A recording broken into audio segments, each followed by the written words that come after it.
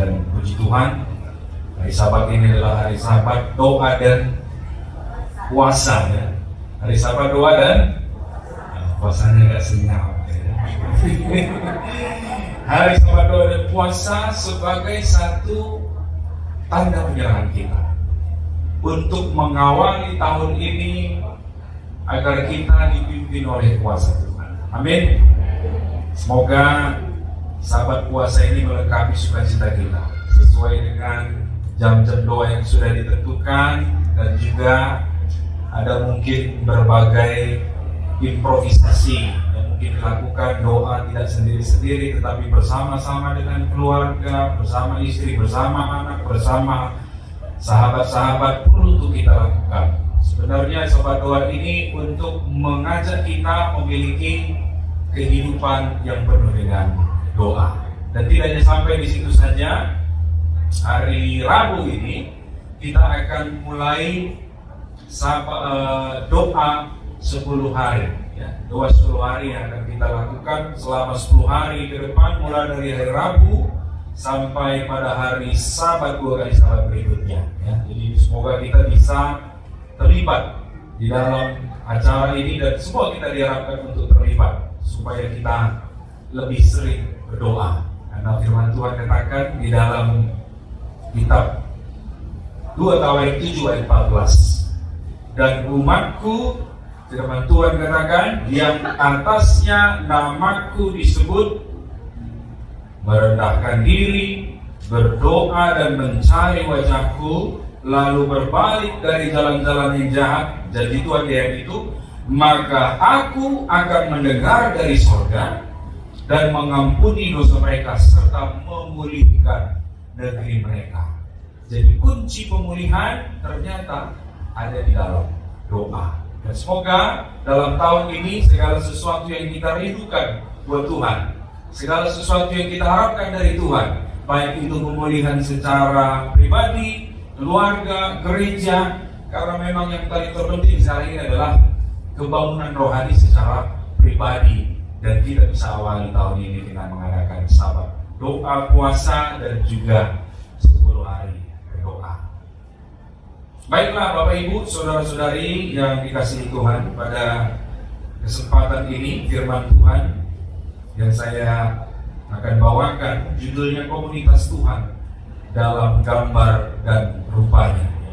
Membicarakan komunitas ini sangat menarik ya. Kenapa saya katakan sangat menarik? Karena komunitas ini adalah kebutuhan setiap orang. Kita hidup di dunia ini tidak bisa sendiri, dan setiap orang dirancang untuk hidup berdampingan ya. Berdampingan antara laki-laki dan perempuan, antara kelompok umur dan lain sebagainya. Oleh karena di dalam komunitas ini sebagai wadah atau tempat di mana kita bisa bergerak dan bertumbuh bersama-sama. Dan di dalam komunitas juga kita bisa berbagi banyak hal. Kita bisa interaksi satu dengan yang lain.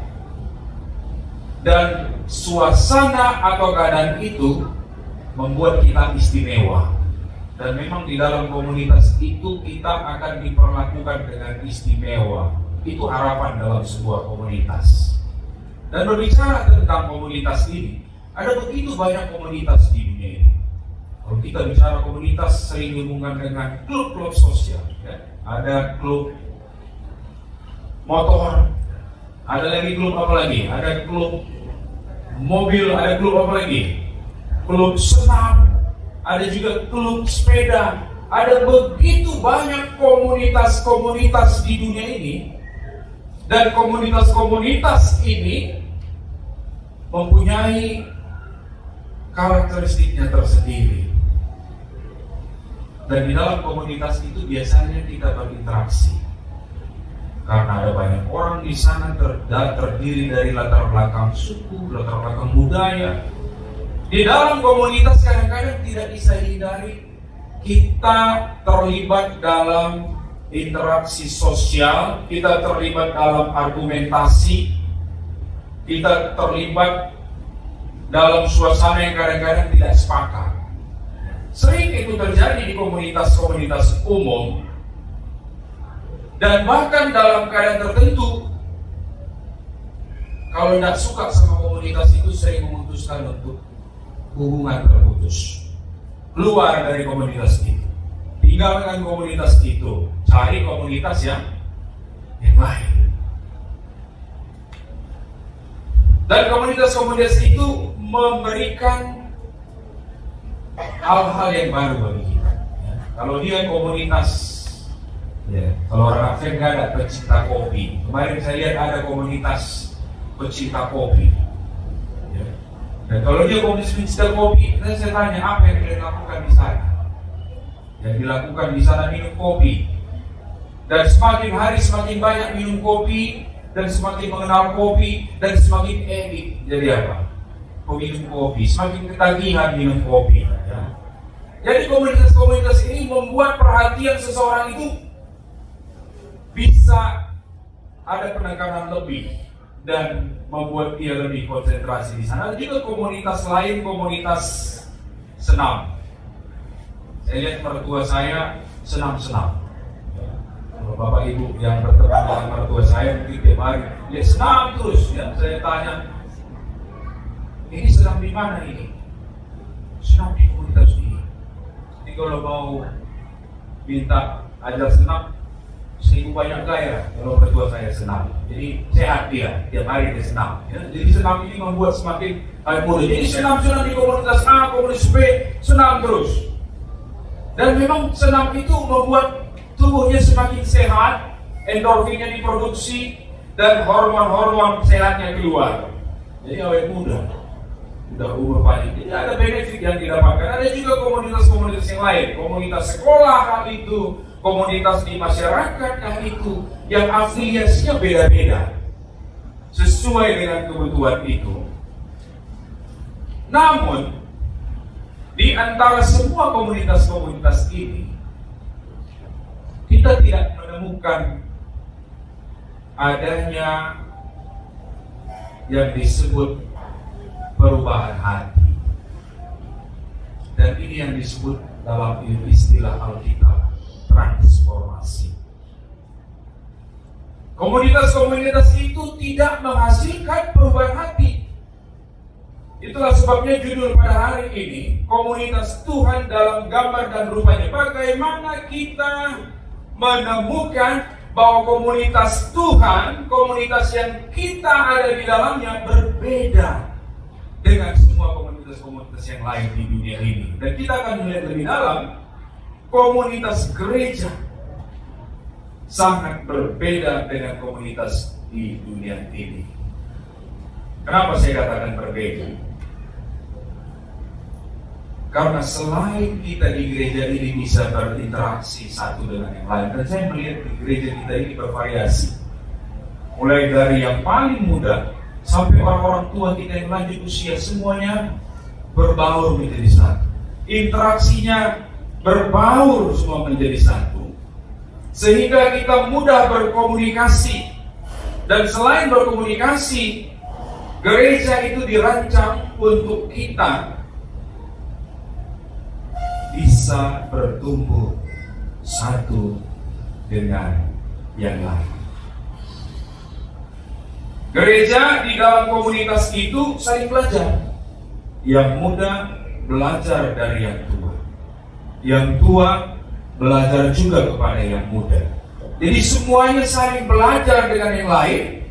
Dan di gereja itu nggak bisa keluar. Bisa keluar dari gereja itu, tetapi apa yang dicita-citakan Tuhan nggak dapat. Itulah sebabnya saya mau bagikan dulu cita-cita Tuhan bagi kita di dunia ini ada di dalam Efesus 4 ayat 1 sampai 6. Ini boleh dibantu untuk buka ayat. Apa yang menjadi cita-cita Tuhan bagi umat-umatnya dalam komunitas gereja, dan Paulus memberikan nasihat tentang ini. Dikatakan di ayat itu, sebab itu dikatakan, aku menasihatkan kamu, karena aku orang yang dipenjarakan karena Tuhan, supaya hidupmu, apa katanya? Sebagai orang yang telah dipanggil, yang pertama apa? Berpadanan dengan panggilan itu. Saya percaya kita di gereja ini tidak ada yang kebetulan datang ke gereja. Kenapa? Karena kita semua dipanggil oleh Tuhan dari kegelapan ke dalam terangnya yang ajaib, sehingga kita disebut anak-anak terang. Dan ketika kita di dalam gereja, cita-cita Tuhan di ayat yang ke-1 ini, biarlah panggilan kita berpadanan. Kemudian ayat yang kedua,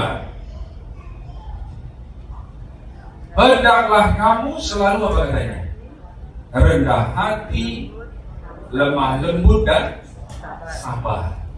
Tunjukkanlah kasihmu dalam hal saling membantu. Ayat yang ketiga, dan berusahalah memelihara kesatuan roh oleh ikatan damai sejahtera. Ayat yang keempat, satu tubuh dan satu roh. Ini satu roh itu satu spirit, satu semangat di dalam komunitas Tuhan. Sebagaimana kamu telah dipanggil kepada satu pengharapan yang terkandung dalam panggilanmu. Ayat berikut, satu Tuhan, satu iman, satu baptisan.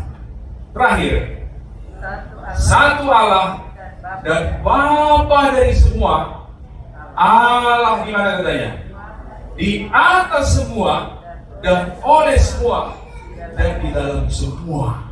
Inilah keunikan sebuah komunitas gereja yang disampaikan oleh firman Tuhan kepada kita. Jadi di gereja itu kita diajak untuk hidup sepadan dengan panggilan. Jadi di gereja itu kita diajar bagaimana berhati. Di gereja itu kita diajar untuk lemah lembut. Di gereja itu untuk sabar. Wah, ini yang paling sulit. Sabar. Jadi kalau ini kita tidak sadari, maka kita bisa lemah. Di gereja itu, di komunitas Tuhan itu, inilah yang jadi cita-cita Tuhan. Jadi kalau ada orang yang memutuskan untuk keluar dari komunitas gereja, maka dia masih melihat gereja itu hanya sebagai komunitas umum. Jadi jangan ada kita yang keluar dari gereja. Saya nggak mau gunakan istilah seperti yang umum dikatakan. Gereja itu seperti bahtera Nuh, yang semua ada bau di dalam. Boleh-boleh saja. Tetapi saya nggak melihat pembahasan saya hari ini, nggak melihat dari sudut pandang itu. Tapi saya mau membahas lebih dalam lagi bahwa cita-cita Tuhan bagi gereja itu untuk memampukan kita memantulkan karakter Kristus. Dalam komunitas Tuhan akan ada argumen dan berbagai masalah. Bahkan perdebatan pun tidak bisa dihindarkan. Debat karena apa? Dekat. Biasanya kalau kita saling kenal, kita juga lebih akrab. Dan jangan berkata gak ada konflik. Biasa. Dalam hidup ini kalau kita dekat pasti konflik. Ya kalau gak dekat ya tinggal sehai-sehai aja biasa. Cuma ketika kita di dalam gereja, ketika ada konflik, kita sebenarnya kalau di dalam istilah Amsal 27 ayat 17, Salomo katakan, besi menajamkan besi, orang menajamkan sesamanya. Ini jangan dipersepsikan negatif. Ini besinya tajam sekali, enggak ya. Kadang-kadang nggak bisa dihindarkan. Dan ketika kita konflik, yang menjadi penekanan bagaimana sikap kita ketika konflik itu ada. Apakah ketika kita konflik, wah kita tiba-tiba mendadak untuk eskalasi tinggi? Oh ini repot. Saya sebagai orang muda kadang-kadang masih gitu. Orang-orang muda ini orang-orang yang energi, orang-orang muda yang semangat. Jadi kalau dibakar sedikit langsung apa? Wah,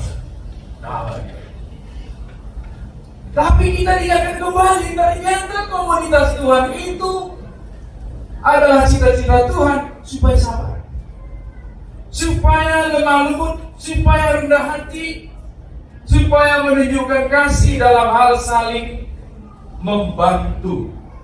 Satu roh, satu semangat, satu Tuhan, satu iman, dan satu pengharapan. Ini yang ditekankan, dan kita sedang bertumbuh di dalam kondisi itu. Makanya Paulus di dalam ayat ini tadi memperjelas gereja itu sebenarnya bukan komunitas yang sempurna kalau dibandingkan komunitas lain di dunia ini. Tetapi yang membuat gereja itu berbeda adalah cara menangani berbagai argumentasi dan akibat dosa itu sendiri. Jadi cara menangani argumentasi. Jadi paradigma kita, ya kadang-kadang diuji iman kita, diuji kesabaran kita, diuji endurance kita, ketahanan kita, dan semua orang sesuai dengan apa ya? Porsinya masing-masing.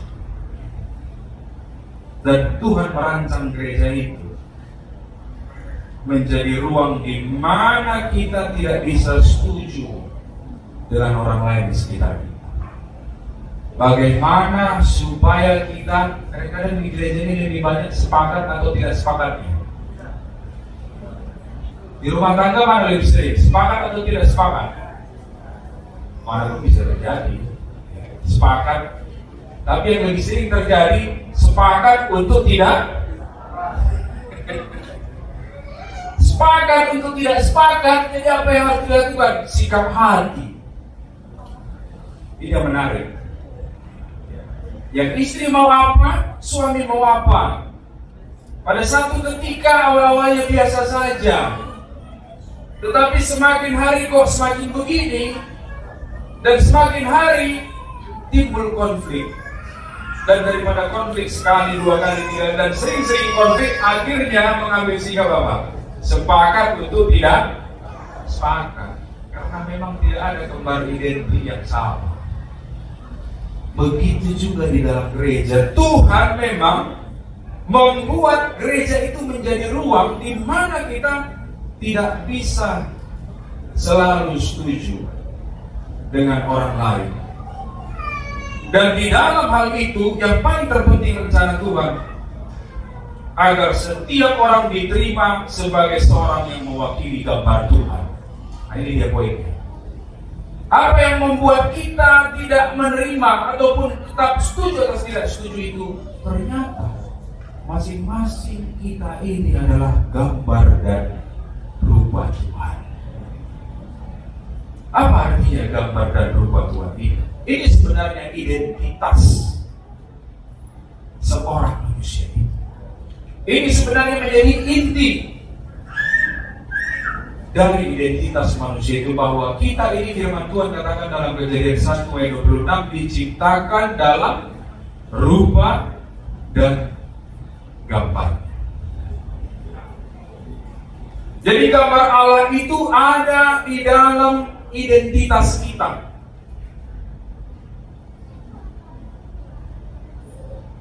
Dan identitas itu sangat indah. Keindahan gambar Allah bahwa manusia itu merupakan hasil transformasi Tuhan. Apa artinya transformasi? Ada konsep transformatif. Transformatif konsep. Trans ini dari kata trans and form. Trans ini menyeberangkan, memindahkan, sedangkan form itu bentuk. Jadi sebenarnya kita ini adalah hasil dari transformasi Tuhan. Dia mau supaya gambar dan rupanya itu ada di dalam diri setiap orang. Ada di dalam diri umat-umatnya. Ada di dalam diri gereja. Dan ini sebuah ide. Kalau dalam bahasa Inggris disebut dengan idiom. You are apple of my eye. Pernah nggak dengar kata? You are apple of my eye. Kau adalah biji mataku. Tahu biji mata? Nah, sering kita lihat biji mata.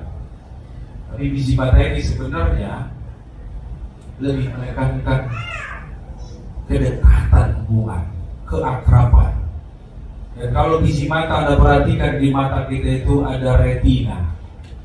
Retina itu hitam. Jadi kalau kita lihat, retina ini seperti orang pacaran ini. Ya, orang pacaran yang duduk di pinggir pantai pada malam hari ketika terang bulan berduaan. Kemudian di pantai sambil berbincang-bincang, lalu sang lelaki mengatakan kepada yang perempuan, engkau seperti biji mata. Kalau dilihat biji mata yang hitam itu, kalau Anda melihat di sebelah Anda biji mata suami, istri atau berkeluarga, kalau kita lihat di biji matanya itu yang terlihat siapa? Coba lihat. Yang terlihat diri yang melihat itu. Itulah maksudnya transformasi itu. Di dalam diri kita ada gambar Tuhan. Di dalam diri kita ada rupa Tuhan. Dan apa yang menjadi gambar dan rupa Tuhan itu? That is love of God. Dan kita sedang bertumbuh di sana. Dan ini ada konsep disampaikan Tuhan di dalam Ulangan pasal 32. Mari kita baca Ulangan 32 ayat yang 10. Operator boleh bantu. Ulangan 32 ayat 10. Ini adalah bahasa cinta Tuhan. Ini adalah bahasa kerinduan Tuhan ketika Tuhan berkata kepada orang Israel, katanya apa? Didapatinya dia di satu negeri, di padang gurun, di tengah-tengah ketandusan dan auman padang belantara. Kemudian apa yang dilakukan Tuhan dia itu? Dikelilinginya dia. Dia ini siapa ini? Bangsa Israel. Dikelilinginya dia dan diawasinya. Enggak hanya dikelilingi, diawasinya, dia pantau ini. Si ginting lagi apa ini? Biji mata ini lagi apa ini? Dan gak hanya dikelilingi, tidak hanya diawasi, bahkan apa katanya? Dijaganya sebagai biji matanya. Tuhan menjadikan kita biji matanya. Dalam bahasa Indonesia sehari-hari terjemahan yang saya coba cari, dia katakan Tuhan mendapati mereka sedang mengembara. Mengembara ini sangat menyakitkan di padang gurun sana. Nah, kalau namanya mengembara di padang gurun, kalau malam dingin sekali, kalau siang panas sekali, dan hewan-hewan yang terdapat di sana puas-puas. Ada ular derik yang paling bahaya. Dalam hitungan detik bisa langsung mati kalau dipagut. Tapi Tuhan katakan, Ia mendapati mereka sedang mengembara di tempat yang sepi di padang belantara, lalu Ia melindungi dan memelihara mereka dan menjaga mereka seperti miliknya. Jadi ini adalah gambaran Tuhan kita yang luar biasa. Kalau kita menyadari keadaan ini, setiap kita akan merasakan bahwa Tuhan mengelilingi kita. Jadi jangan pernah takut dengan apapun dalam hidup ini. Tuhan mengelilingi kita, Tuhan mengawasi kita, Tuhan menjaga kita. Karena Dia menempatkan kita sebagai biji matanya.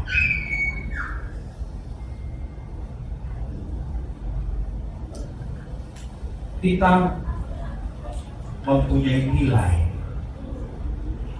karena hubungan seperti itu dengan Tuhan. Tuhan yang membuat kita bernilai. Jadi ketika kita melihat orang lain, kita harus melihat pantulan Tuhan dalam diri mereka. Oh, indah sekali. Jadi kalau kita melihat orang lain dari sudut pandang ini, maka kita sudah memancarkan gambar dan rupa Tuhan. Karena orang-orang seperti ini mencerminkan Tuhan, kita memiliki kewajiban untuk memperlakukan mereka sebagai cerminan Tuhan. Wah, sepertinya mudah sekali ya. Teorinya sepertinya mudah sekali. Yesus katakan memang demikian. Di dalam Yohanes 13 ayat 35, Yesus berkata, boleh ditampilkan di slide. Yohanes 13 ayat 35. Apa Yesus katakan? Dengan demikian semua orang akan tahu bahwa kamu adalah murid-muridku jikalau kamu saling mengasihi. Kasih yang diutamakan. Dan kasih ini sebagai identitas sebuah komunitas Tuhan. Kamu akan menjadi murid-muridku jikalau kamu saling mengasihi. Dan luar biasa ini saling mengasihi. Kalau itu terjadi di dalam kehidupan kita pribadi, di dalam kehidupan rumah tangga, bahkan di gereja tampil. Tahun ini kita rindu gambar dan rupa Tuhan ini ditransformasikan di gereja kita ini. Dan Tuhan buat nanti tahun ini gak muat gereja ini. Amin. Karena terang Tuhan ada di sana, karena gambar Tuhan ada di sana. Di dalam Kisah 2 ayat 46 dan 47. Boleh dibantu? Kisah 2 ayat 46 dan 47.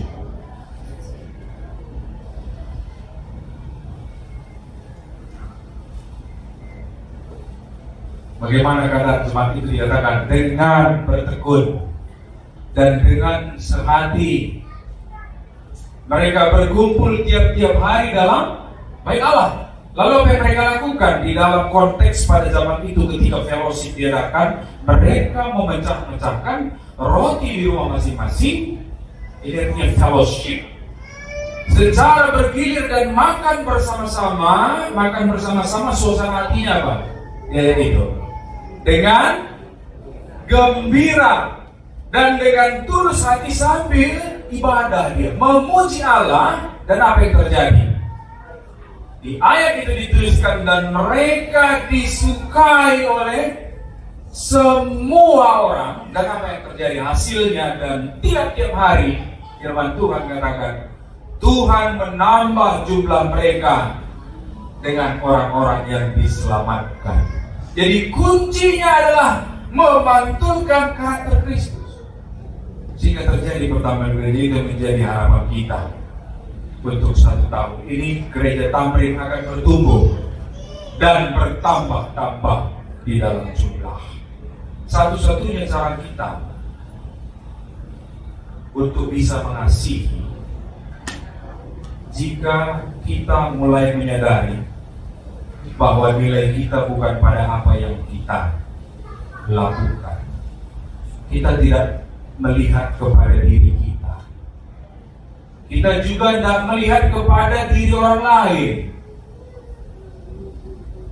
Nilai kita bukan pada apa yang kita yakini. Nilai kita bukan pada apa yang sahabat saya atau tetangga saya atau teman sekerja saya, seberapa sopan dia, seberapa kasar dia terhadap saya. Kalau dia baik sama saya baik sama dia. Kalau dia nggak baik sama saya nggak baik sama dia. Nggak begitu. Nilai kita tidak ditentukan dengan sikap orang lain. Nilai kita tidak ditentukan dengan keyakinan kita. Tetapi nilai kita ditentukan oleh karena kita adalah gambar dan rupa Tuhan.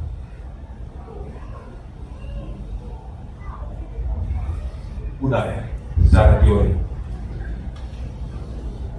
Tapi kita sedang kadang-kadang bertanya, kelihatannya gereja atau organisasi nggak seperti itu jalannya.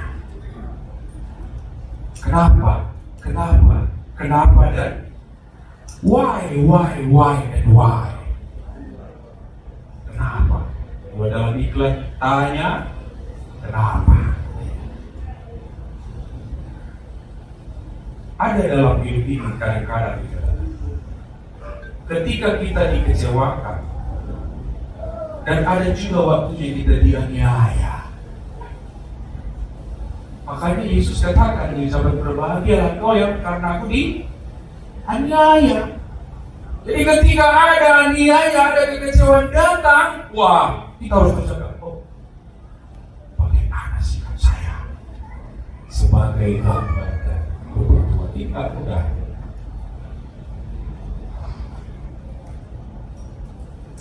Pertanyaan tentang ketidakadilan dalam gereja barangkali bisa menimbulkan perdebatan yang menyebabkan kadang-kadang kita kesal, kita rugi, naik pitam kita, restriktif, naik pitam, atau kita kadang-kadang terpancing. Meskipun kita belum tahu hasil akhir dari konflik, tapi dikatakan kita tahu bagaimana Tuhan menginginkan umatnya dan akan mengendalikan gereja. Kita punya keyakinan Tuhan bekerja dalam segala sesuatu, mendatangkan kebaikan bagi setiap mereka yang mengasihi.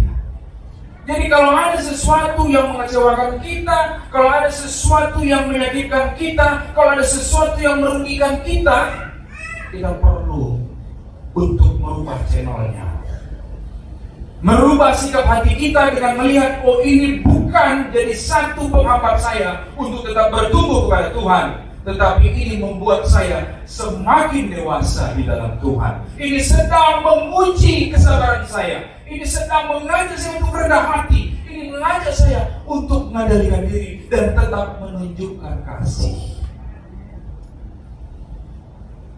Karena firman Tuhan itu tidak pernah bersalah dan tidak pernah berubah.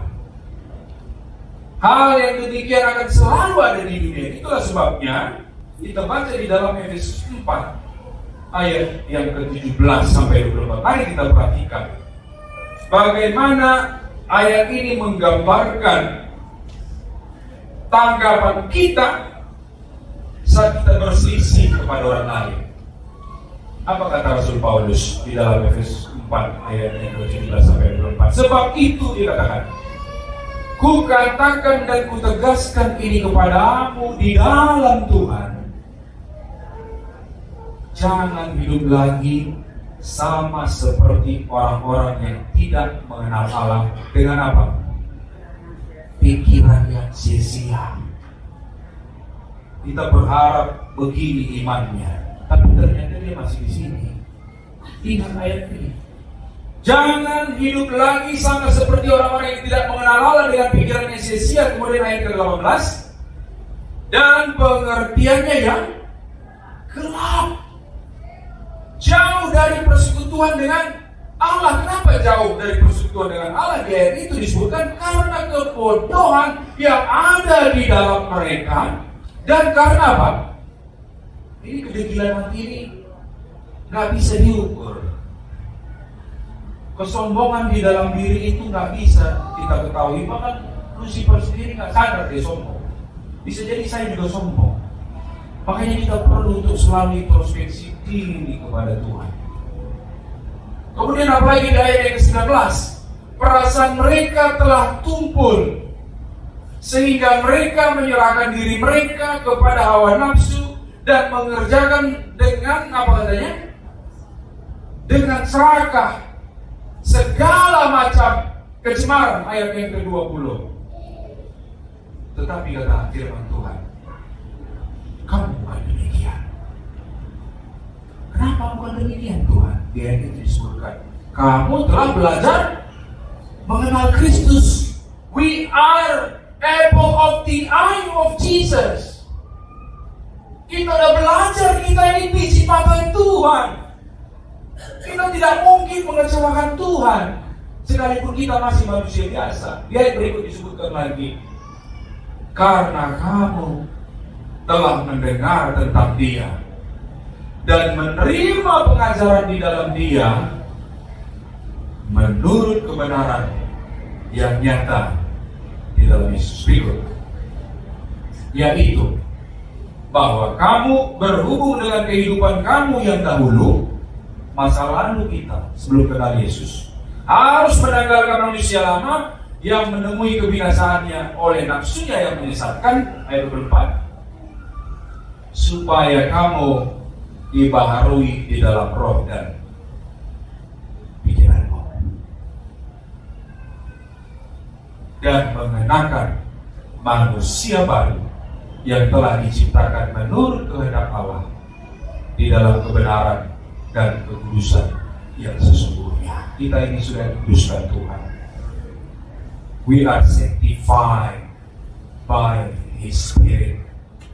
Kita sedang berada di dalam tahap pengudusan. Biarlah kita selalu berjalan ke depan. Kalaupun jatuh kemana? Ada cakap karo, adi naktak katanya pas depan, naktaklah kulebe.